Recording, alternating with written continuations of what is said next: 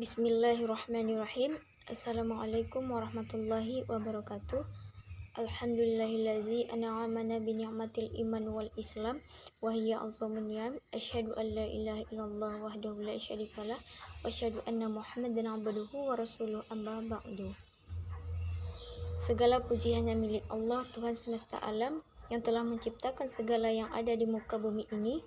Berkat rahmat dan karunia-Nya, kita dapat hadir dalam proses perkuliahan secara daring ini. Salawat beriringkan salam tetap tercurahkan kepada junjungan alam, yakni Nabi besar Muhammad sallallahu alaihi wasallam bil lafaz Allahumma shalli ala sayyidina Muhammad wa ala ali sayyidina Muhammad. Yang saya hormati Bapak Pengelolaan Soleman sebagai dosen pengampu mata kuliah Kimia Anorganik. Perkenalkan, saya Nurrahmi dari Kimia 3A. Di sini saya akan menjelaskan materi mengenai silikon.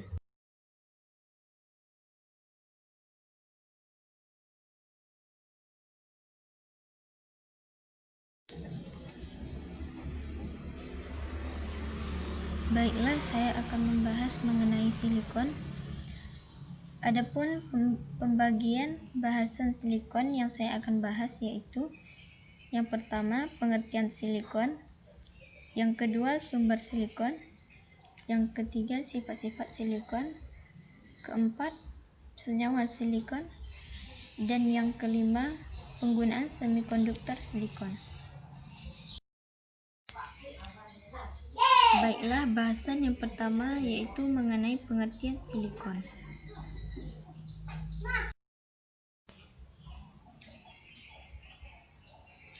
Silikon adalah suatu unsur kimia dalam tabel periodik yang memiliki lambang Si dan nomor atom 14. Unsur silikon terdapat pada golongan 4A periode ketiga dalam tabel periodik. Atom unsur silikon mempunyai konfigurasi elektron Ne3S2 3P3. Silikon merupakan elemen terbanyak di alam semesta dari segi masanya. Bahasan yang kedua yaitu mengenai sifat-sifat silikon.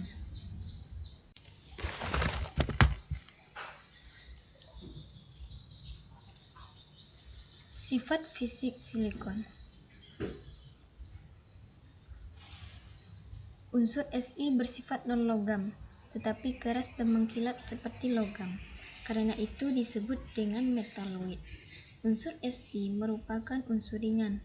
Titik leburnya tinggi dan daya hantar listriknya menengah. Oleh karena itu, unsur Si banyak digunakan sebagai bahan semikonduktor. Adapun sifat fisik silikon diantaranya yaitu merupakan fase solid, memiliki jari-jari kovalen 117,59 pm, titik didih 3435 Kelvin, dan memiliki titik leleh 1639 Kelvin, memiliki massa jenis 2,35 gram per cm3, dan keelektronegatifan 1,74. Adapun sifat kimia silikon diantaranya yaitu yang pertama, jari-jari silikon lebih besar dari karbon sehingga tidak dapat membentuk ikatan rangkap 2 dan 3 sesamanya, hanya ikatan tunggal. Yang kedua, pada suhu tinggi silikon dapat bereaksi dengan hidrogen membentuk hidrida dan dengan halogen membentuk halide.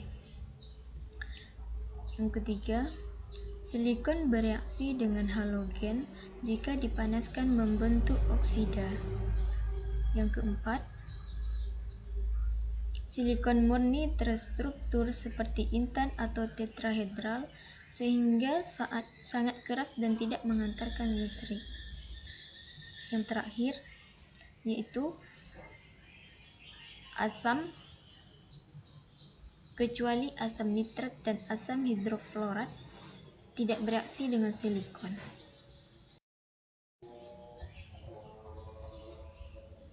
Bahasan yang ketiga yaitu mengenai sumber silikon.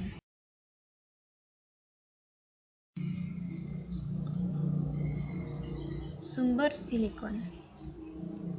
Silikon terdapat di matahari dan bintang-bintang dan merupakan komponen utama satu kelas bahan meteor yang dikenal sebagai aerolites. Silikon juga merupakan komponen tektites gelas alami yang tidak diketahui asalnya.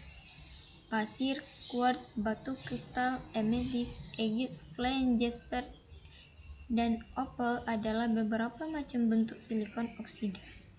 Granit, hornblende, asbestos, feldspar, tanah liat, mika, dan sebagainya yang merupakan contoh beberapa mineral silikat. Silikon dipersiapkan secara komersil dengan memanaskan silika dan karbon di alam dalam tungku pemanas listrik dengan menggunakan elektroda karbon. Beberapa metode lainnya dapat digunakan untuk mempersiapkan unsur ini.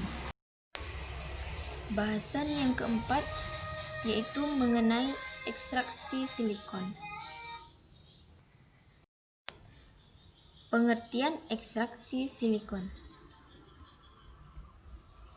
Ekstraksi merupakan proses pemisahan zat dari campurannya dengan menggunakan pelarut tertentu.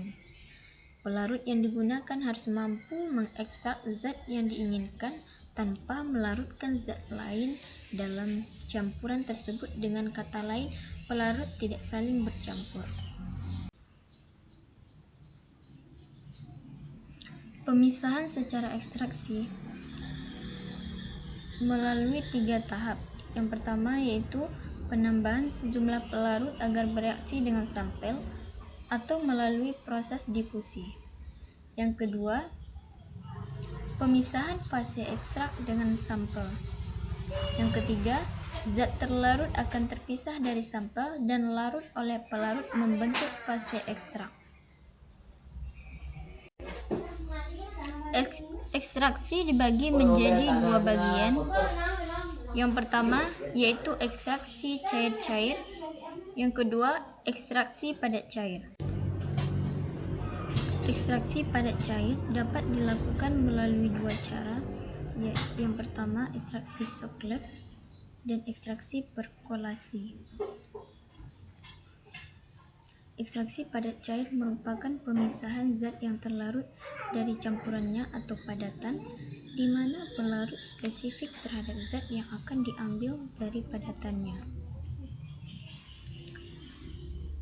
Adapun metode ekstraksi yang lebih sederhana yakni dengan mencampurkan seluruh bahan dengan pelarut, kemudian memisahkan larutan dengan padatan tidak larut.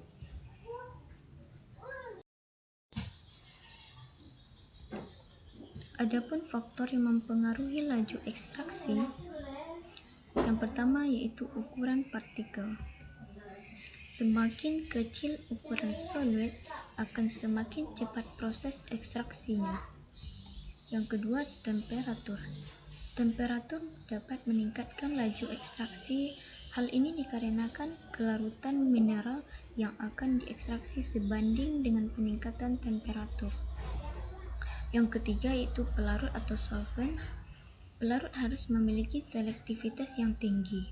Kelarutan zat yang ingin dipisahkan harus besar dalam pelarut yang digunakan. Kelarutan zat pengotor atau zat lain dalam pelarut harus sekecil mungkin. Yang keempat, agitasi fluida.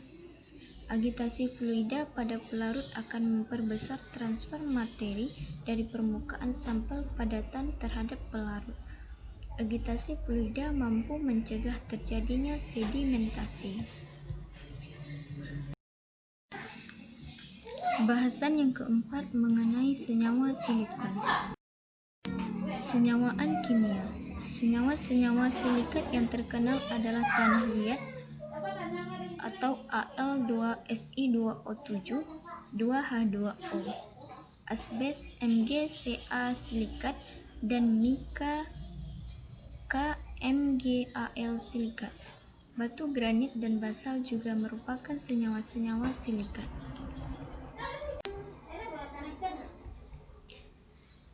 Adapun senyawa silikon lainnya yaitu silikon dioksida silika atau SiO2. Senyawa ini terjadi secara alami sebagai kuarsa dan pasir dan juga sebagai flint, opal, dan agate. Yang kedua, silikon karbida atau karborundum SiC. Silikon karbida dibuat melalui pemanasan pasir dan coke dalam tanur listrik sampai suhu sekitar 3000 derajat Celcius. Yang ketiga, natrium silikat atau Na2SiO3. Natrium silikat dibuat melalui pemanasan tinggi dari serbuk kuarsa dan natrium karbonat sampai campuran melebur. Yang keempat, silikon tetraklorida atau SiCl4. Silikon tetraklorida dibuat melalui pemanasan tinggi campuran silika dan karbon dalam arus klorin.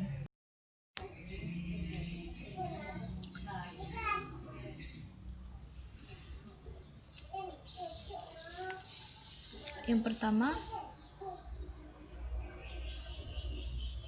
SiO2 ditambah 6Hf menjadi H2SiF6 ditambah 2H2O. Yang kedua, SiO2 ditambah 3C menjadi SiC ditambah 2CO. Yang ketiga, SiO2 ditambah Na2CO3 menjadi Na2SiO3 ditambah CO2. Yang keempat, SiO2 ditambah 2C ditambah 2Cl2 menjadi SiCl4 ditambah 2CO. Bahasan yang kelima mengenai penggunaan semikonduktor silikon. Apa itu semikonduktor?